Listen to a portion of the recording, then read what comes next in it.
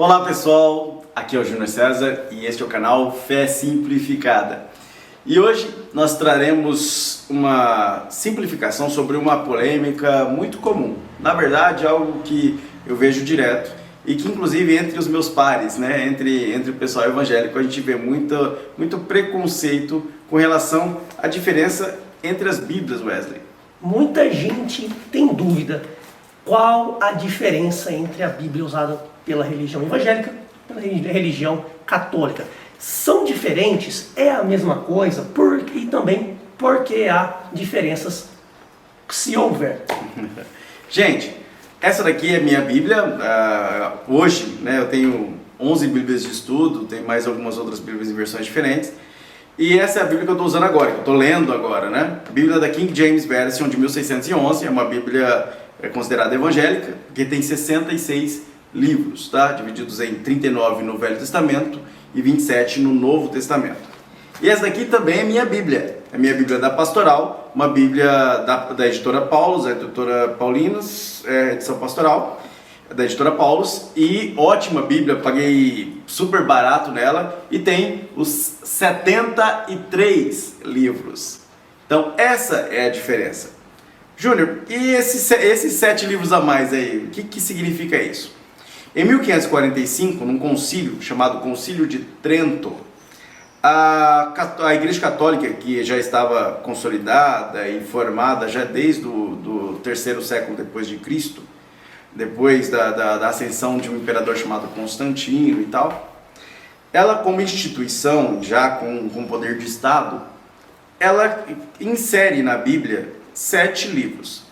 Eu sei que meus amigos catecúmenos, meus amigos católicos vão torcer o nariz e vão falar para mim: não, Júnior, estes 7 livros também eram conhecidos no Concílio de Jamnia, no segundo século. Sim, porém foi colocado dentro do cânon, inserido dentro do cânon, apenas no 15º século, 16º século depois de Cristo. E esses livros são entendidos no meio evangélico como livros apócrifos, que tem o sentido de escritos depois. E por causa disso são rejeitados pelo cânon evangélico. Então Lutero, quando idealizou a reforma protestante, ele separou esses textos, e aí a própria igreja evangélica que se formava, a igreja protestante, luterana e depois as ramificações, não adotaram estes 7 livros. Portanto, a Bíblia ficou como o cânon já havia sido fechado ali entre o terceiro e o quarto século depois de Cristo, com os seus 66 livros.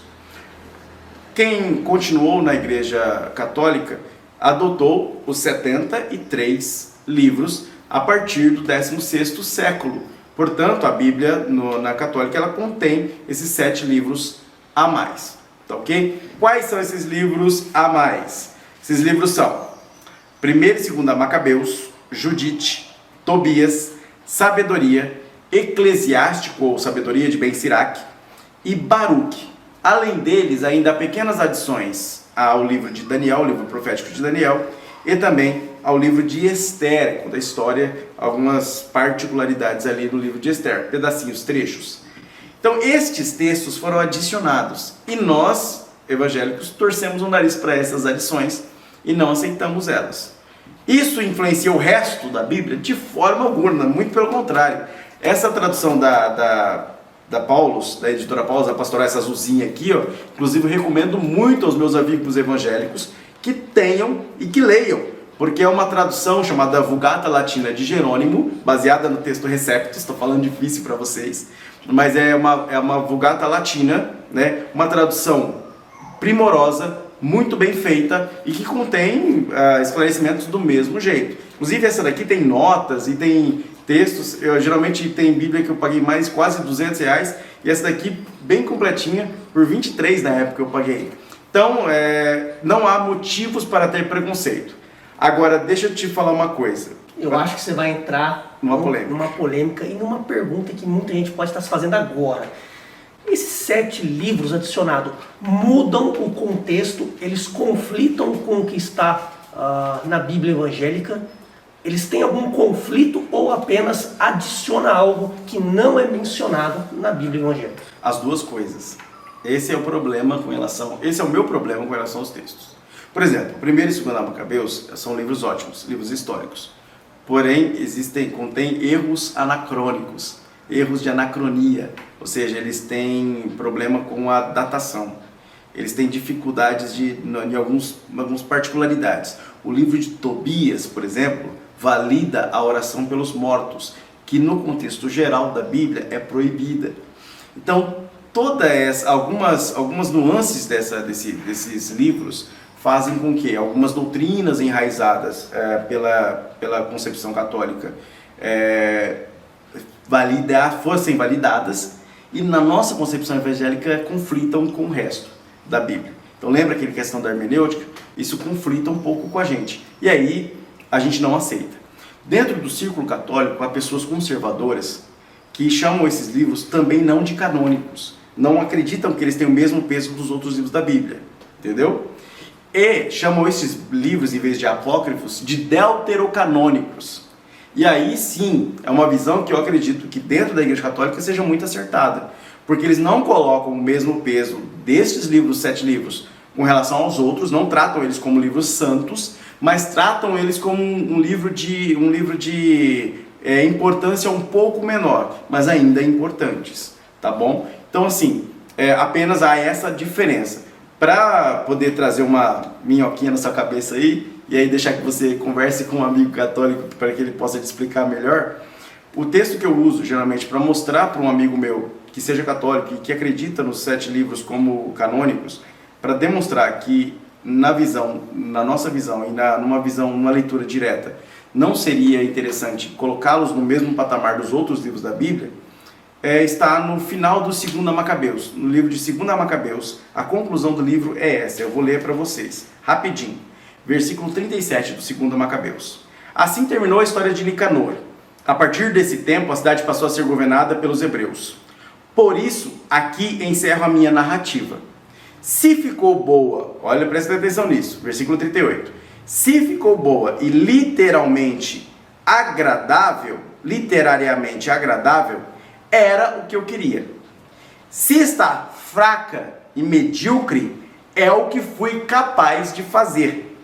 É desagradável beber só vinho ou só água, ao passo que vinho misturado com água é agradável e gostoso. O mesmo acontece numa obra literária, onde o tempero do estilo é um prazer para o ouvido do leitor. E assim termina. Este texto não pode ser colocado como canônico, porque pede desculpas se houver erro nele. A Bíblia inteira, em nenhum dos 66 livros da Bíblia canônicos, ela pede desculpa. Em nenhum dos 66 livros canônicos, ela se trata como uma obra de ficção ou literária. Mesmo os livros poéticos e os livros proféticos eles requerem para si uma autoridade de sagrados. Portanto, quando eu olho para esse texto de 2º Macabeus, eu não tenho como aceitá-lo como canônico. Me perdoe, meu amigo católico, eu sei que há padres aí com uma fé genuína buscando a Deus, mas não há como nós aceitarmos esses livros que nós chamamos de apócrifos e um círculo católico chama de deuterocanônicos, de livros sagrados ou canônicos. Nós simplesmente não aceitamos. E aí essa é a única diferença. De resto, eu posso usar esta Bíblia numa pregação evangélica do mesmo jeito, nos meus estudos bíblicos do mesmo jeito, e essa Bíblia é a palavra de Deus do mesmo jeito. Apenas vou fazer o adendo de retirar como palavra de Deus, como texto canônico, estes 7 livros adicionados no Concílio de Trento, no 16º século depois de Cristo.